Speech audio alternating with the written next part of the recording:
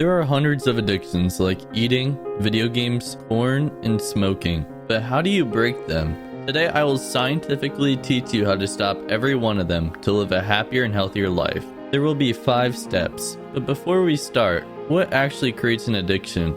According to Yale Medicine, it starts with our reward system.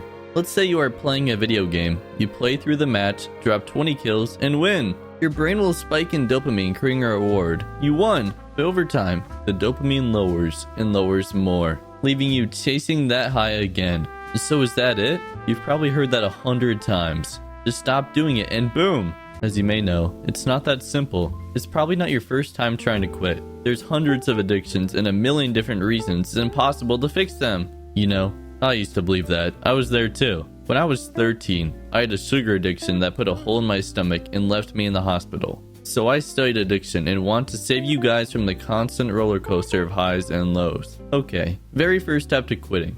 You gotta realize you're addicted and it's a problem to stop. A study done in 2019 tested how different mindsets affect quitting smoking. The average person smoked 10 cigarettes every day and the results were interesting. Before showing you the results, I gotta explain the mindsets. Have you ever heard of a growth or fixed mindset? Being fixed is like, once an addict, always an addict. Versus growth mindset, people can learn to control their addictions. So basically saying, yeah, if I try to quit, I can. And the results were as expected. They wrote, smokers who endorsed a growth mindset were more motivated to quit smoking, more committed to quitting, and had a greater self-efficacy to cut down on their smoking and quit completely. So one part of quitting is about motivation, but step 2 is habit. I used to play games 10 hours a day, and it was a problem. Back in 2018, Fortnite with my friends after school. Then 1 year later, I didn't play games for 2 years. What happened? Well, habits work by repeating the same task like brushing your teeth. Which I think most people do, right? So if you play games daily, your brain keeps the streak, kinda like Snapchat.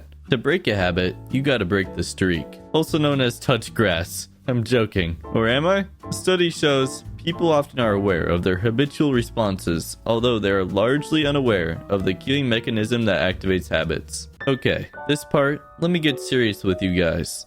You are probably not addicted for the reason you expect. These reward systems make you feel certain emotions to feel missing rewards in your life. Like if you have a corn addiction, you miss the feeling of another's love. And a gaming addiction could be a lack of a social life. It could be your past addiction that is still stuck with you. But most people may agree. An addiction will always give you some reward that keeps you coming back. A personal solution to this is to distract yourself when you get the sudden urge to relapse. There were a lot of studies, but in a nutshell, the more you do a specific addiction, the more it becomes who you are. Even if you started it to fill a void, it's like the habit of showering or doing skincare. The best way to remove the habit would be replacing your addiction with something else, like going to the gym or hanging out with friends. Because when you're bored in the dark room, a homie might relapse. Next step is about your environment.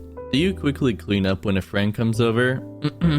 A messy room. Like suddenly, that makes you change habits. This is backed up by a study that says you should design environments to bring you healthy habits versus bad ones. Like junk food, sitting out is more tempting than in the closet. Sometimes I see a donut and think, I'll stop before we all buy donuts. Changing up an area could help tons. Maybe your habit is vaping in your room or buying cigarettes on holidays, like my friend. This same thing happened in the Vietnam War. So 20% of US soldiers did dope, drugs, and 95 quit cold turkey after. How'd they quit? War is a totally different environment, and they weren't constantly reminded of drugs at home. Soldiers associated drugs with the battlefield. They also tested this with rats. Yeah, I'm not kidding. The study tested rats in different areas with access to drugs or not. They concluded that rats with a bad environment chose dope over water every time.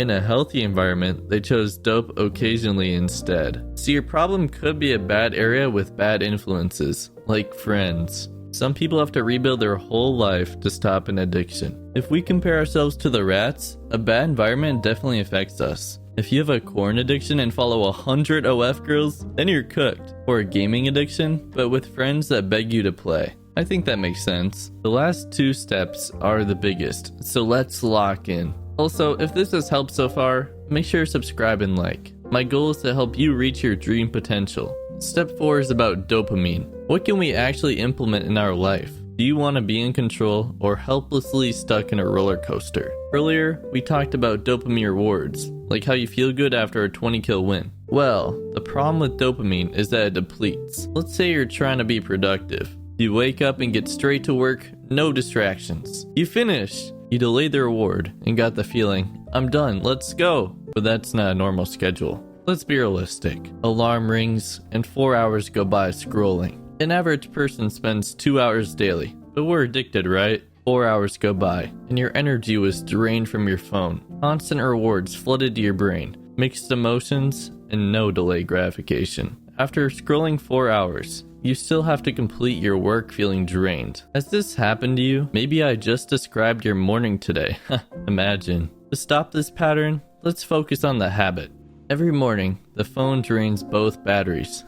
Get it? And distracted us from our productive work. The habit could be scrolling right when you wake up or checking every app. Just like the phone distracts us from work, we could use another habit to distract the phone use. Maybe going to the gym or learning an instrument. Make sure it's not a bad habit though, as some people replace one with another. If it's positive, you could gain back time in your life that'd be wasted. Keeping yourself busy, especially during the start of quitting, could lessen the withdrawals, because you probably will get intense cravings and fight your inner demons. Okay, I understand quitting can be hard, with relapse appearing days later, but I'm here to help you win. Some people may ask, should I quit cold turkey? I'd say it depends on your addiction. Like, especially drugs, might not be a good idea. Some people get crazy withdrawals, like shaking legs, sickness, or much worse. Consider it though, like this study concludes, people who prefer gradual cessation are less likely to be successful at quitting, regardless of whether they try to quit abruptly or gradually. So I guess it's more of a mindset thing, where abrupt quitters give it priority. I also found a study done on 3,500 addicts treating internet, sex, and compulsive buying addictions. The study wanted to test different therapies to see what's most effective. They found that CBT, cognitive behavioral therapy, was the most effective therapy as it focused on the person themselves. CBT is based on taking thoughts, behaviors, and emotions to find a solution, which I've targeted in the video to help you find the real reason for your addictions and your behaviors causing them. A lot of people think they're cooked and can't change. Some of you probably had hundreds of relapses, maybe thousands. However, there are so many addicts that understand. You are not the only one suffering from this addiction. I bet there's millions. Sitting down with another person and talking about it can help a lot, especially if they went through the same addiction and can relate. This person could even be your accountability partner to make sure you don't break the streak. Actually, I'll be your accountability partner. Leave a comment when you beat it. If you follow the steps, I bet you'll achieve freedom from this addiction. Don't let me down. If this helped, make sure to subscribe and learn something else new.